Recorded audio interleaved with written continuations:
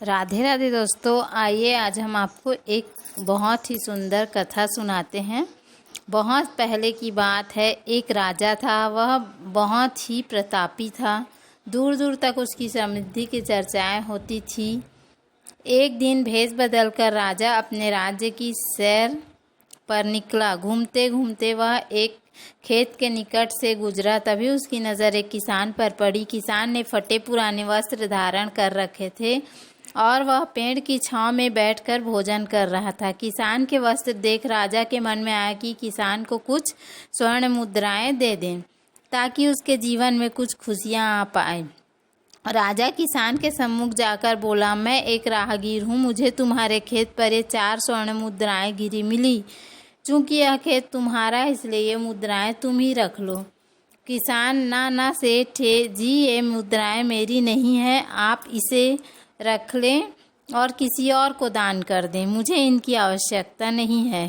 किसान की यह प्रतिक्रिया राजा को बड़ी अजीब लगी। वह बोला, धन की आवश्यकता किसे नहीं होती, भला आप लक्ष्मी को ना कैसे कर सकते हैं।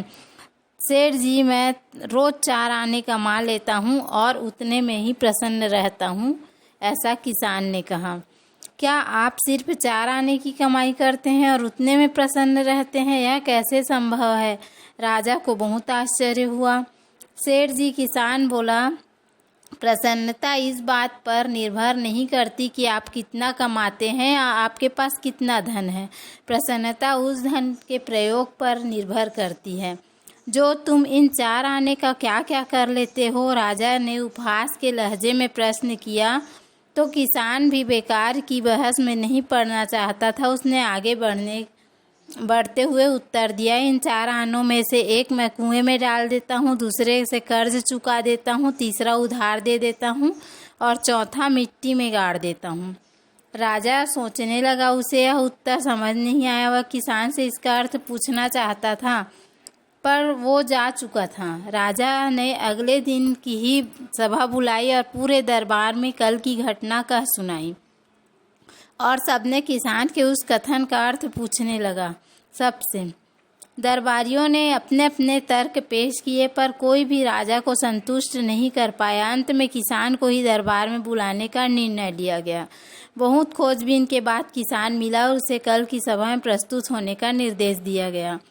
राजा ने किसान को उस दिन अपने भेष बदलकर भ्रमण करने के बारे में बताया और सम्मानपूर्वक दरबार में बैठाया।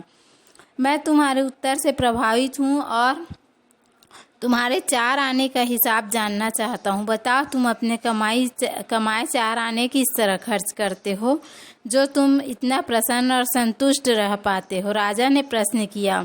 किसान बोला, हुजूर, जैसा कि मैंने बताया था, मैं 1 आना कुएं में डाल देता हूँ, यानी अपने परिवार के भरण पोषण में लगा देता हूँ। दूसरे से मैं कर्ज चुकाता हूँ, यानी इससे मैं अपने वृद्ध माँ बाप की सेवा में लगा देता हूँ। तीसरा मैं उधार देता हूँ, यानी अपने बच्चों की शिक्षा दीक्षा में लगा देता हूँ। और चौथा मैं मिट्टी में गाड़ देता हूँ, यानी मैं एक पैसे की बचत कर लेता हूँ ताकि समय आने पर मुझे किसी से मांगना ना पड़े और मैं इसे धार्मिक, सामाजिक या अन्य आवश्यक कार्यों में लगा सकूँ। राजा को अब किसान की बात समझ आ चुकी थी। राजा की समस्या का समाधान हो चुका था। वह जान चुका था कि यदि उसे प्रसन्न एवं संतुष्ट रहना है तो उसे भी अपने अर्जित किए धन का सही उपयोग करना होगा। इससे हमें शिक्षा मिलती है दोस्तों कि देखा जाए तो पहले की अपेक्षा लोगों की आमदनी बढ़ी है, पर क्या उसी अनुपात में हमारी प्रसन्नता भी बढ़ी?